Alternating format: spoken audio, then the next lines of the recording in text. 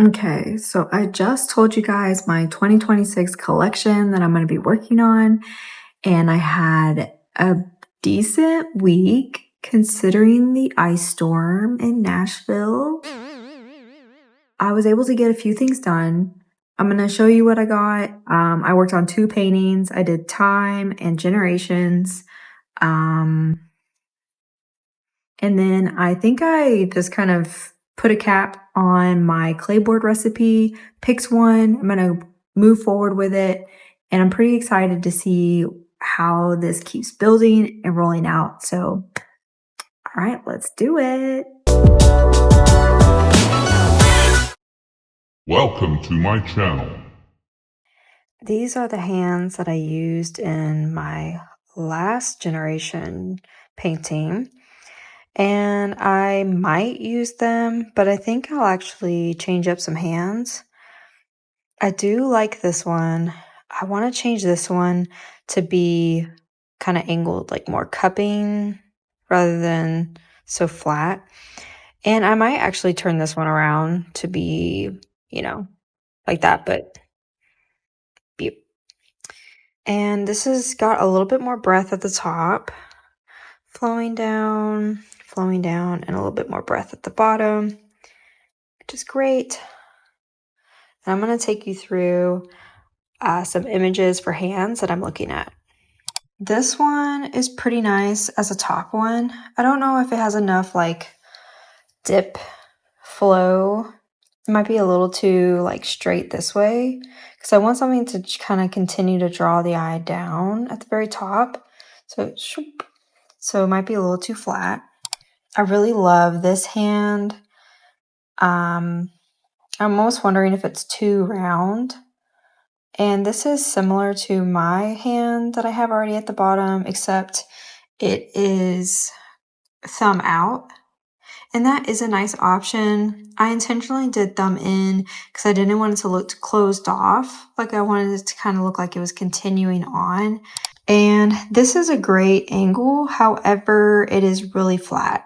So I don't think this has quite what I'm looking for. This is a really great middle hand. I think I'm actually going to use this one. The only problem is that it's a male's hand. So I'm going to probably try to mimic this with my own hand. This one's better. The only problem with this one is that it's cropped. So I'll have to use my brain to fill that out. And I can always use my hand to mimic this pose. Searching for hand references is part of the fun. It's kind of funny how sometimes when you're like putting in, maybe I was first searching for hands with water, and then the results were just so, so then I was like, well, let's try sand. Because really that's like what it looks like anyway when it's coming through rather than actual water. So that totally gave me a different set of photos that came up. Okay, I have redrawn all the hands. When you start with one, well, they kind of cascade into, well, let's try this one. I know they're really light, so they're hard to see, but so I did this one. I kind of thought with this being here's the difference, more facing with all the fingers, and it's a tad smaller, which is kind of nice. That melt could be more obvious. And then flowing into this, I really love the cupping better than this one. This one, the cupping was not as obvious. The thumb really stuck out too much. So then I changed it. This is a better angle, and I can play with that.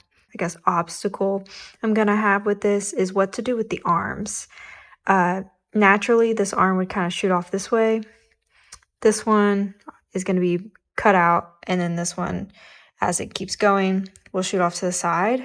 I don't know if that's going to look nice, so I could just do floating hands. I could do a scenery where the hands are kind of hidden and the arms are very subtle.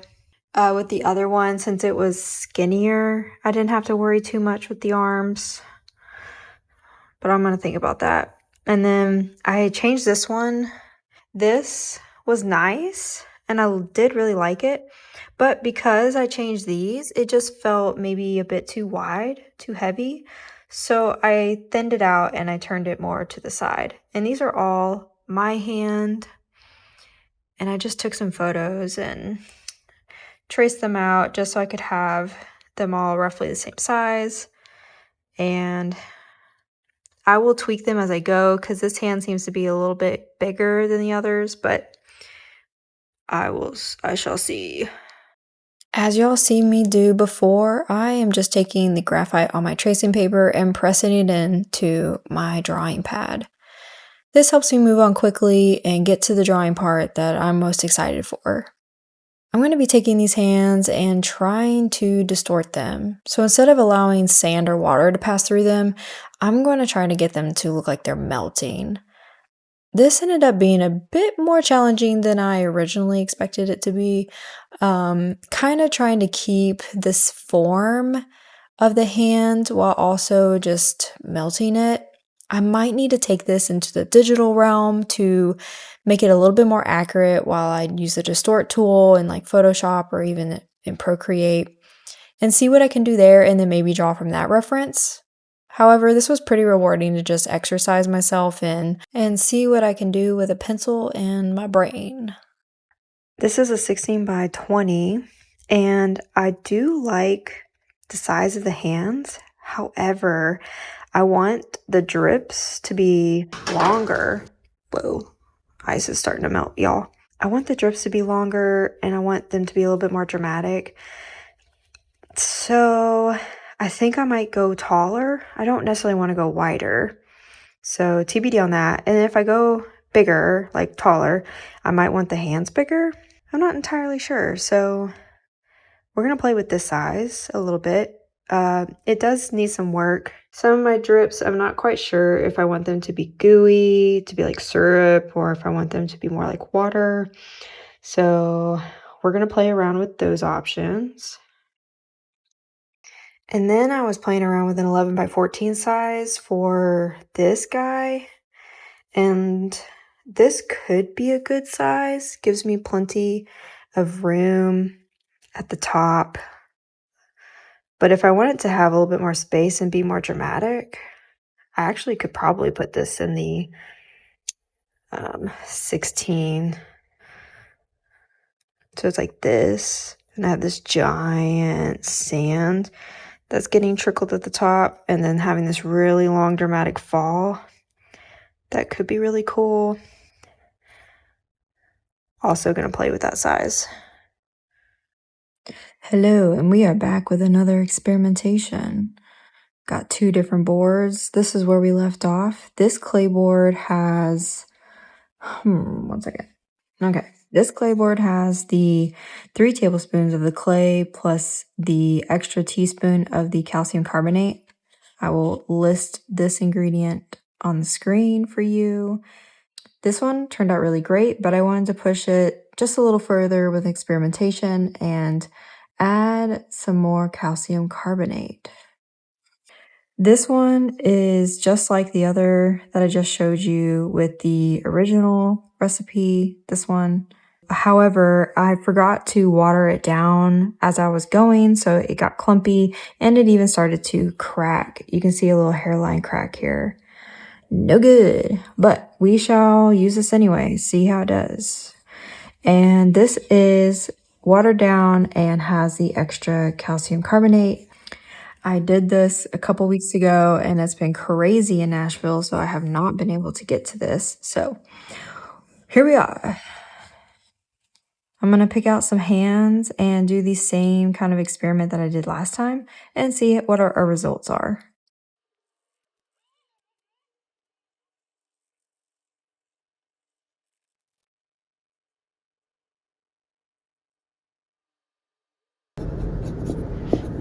This might be one of my favorite colors, so we're going to use it. Because why not?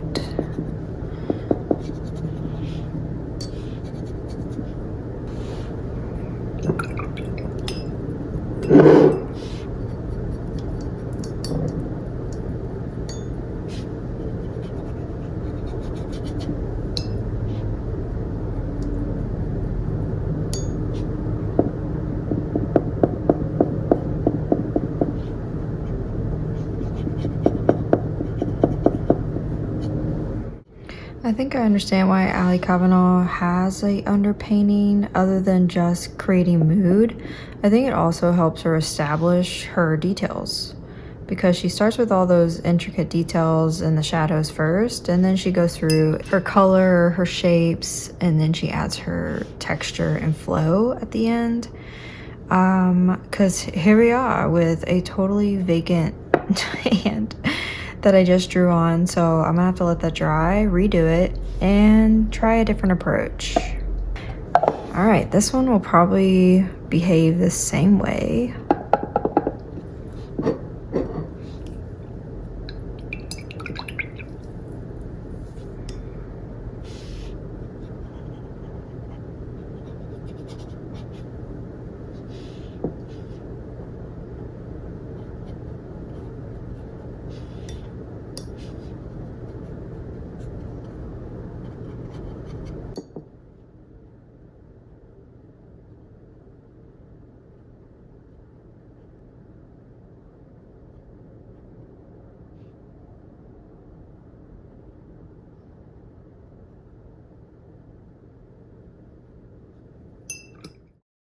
Yes, this is behaving the same way.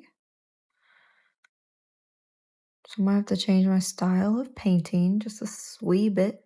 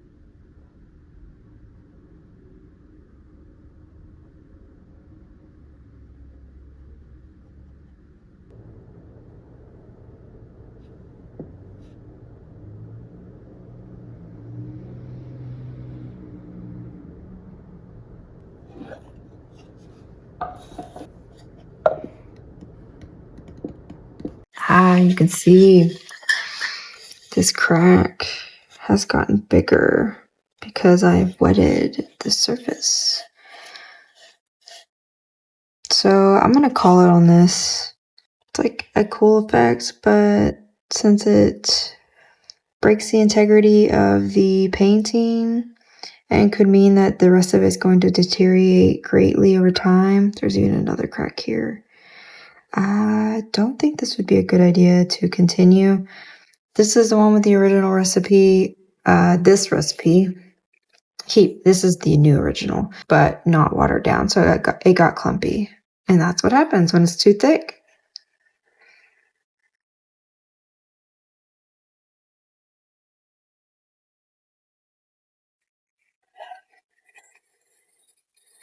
This one is got, I believe, the extra tablespoon of the calcium carbonate.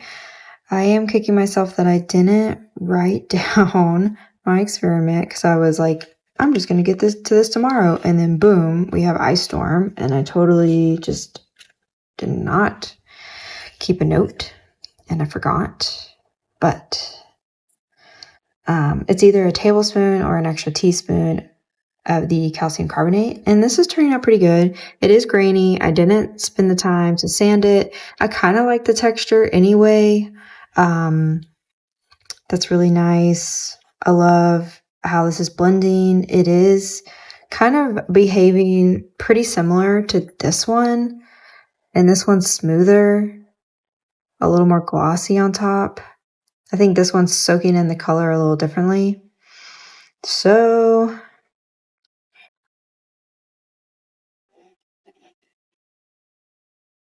Okay, what I really need to do probably then just keep continuing figuring out my surface, which works really well with paper. But now that I'm entering into a territory that's like super unknown and quite different than paper, I think I need to change my painting technique. I need to probably lean towards what Ali Kavanaugh is doing. She is starting out with her details in a particular color that is establishing her mood, and she calls this an underpainting. This is very common, especially in oil painting. So she has a underpainting that she does, and I think that's a pretty great technique to go to establish detail and just to put down everything, the parameters of what I'm working with, and that way when I'm layering on top, it's okay if it kind of gets lost because the watercolor has soaked into the surface, and so I'm able to keep track of it better than pencil, which is laying on top. The pencil is kind of just washing away when I put down water, thus creating more of a muddy picture. So this is quite a different technique than I'm used to. If anything, it's like the opposite. So I just need to experiment with that. Uh, there are so many experimentations, guys. I think, but that's like the fun of art. Art is all about play. You just have to keep doing, keep going. And I'm trying not to get discouraged because I want to start painting on these larger pieces like right now. And I'm trying to establish a discipline of like, okay, we want to really like wow myself and my audience with these paintings, and my surface is going to make all the difference because that is going to create a free flow and a freedom of expression. Color is going to inspire the painting. What surface you paint on is just so important. I think it's a easily overlooked thing because we have so many resources that are manufactured. We have so many options. And unfortunately, a lot of the options presented to us, especially starting out, are really cheap and therefore they can be uninspiring or really hard to work with. I can preach on that more at another time. All right, I'm going to conclude this video. There has been so much going on. This week was the ice storm, and there are still power outages everywhere. I've been blessed not to experience that power outage. However, it has been difficult to do things because of the ice, and there's been a lot of cancellations. So, blah, blah, blah. I also have some really big news, but I'm not going to announce it yet. I'm going to wait and have a video that's like dedicated to that because it's really big and I'm really excited. And I have a couple more things that have come up, but once again, in good time, I will share those things. All right. Have a great day. Also, I just got this water bottle and it's called Awalla. It's such a genius design. Look at that. And it's got a double spout. So you can like sip it. And you can just like totally guzzle it. I'm not gonna do it on camera. I'm gonna make a mess. And it's like a little handle. And it's like Awalla Studio. Sponsor me, Awalla. Thank you for watching.